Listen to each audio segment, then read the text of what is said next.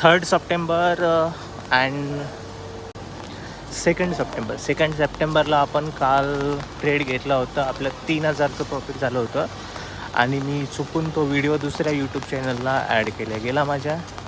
So आजचा माझा 3rd सप्टेंबरचा जो आहे तो ॲक्च्युअलमध्ये लॉस झालेला आहे.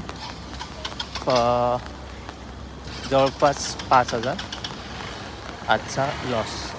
पण आपण एक ट्रेड घेतला होता जो ॲक्च्युअली खूप लंबा जात होता.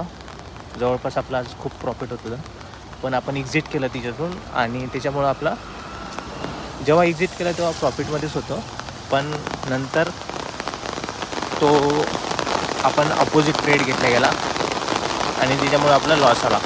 नाहीतर ठीक आहे, नेक्स्ट टाईम. सो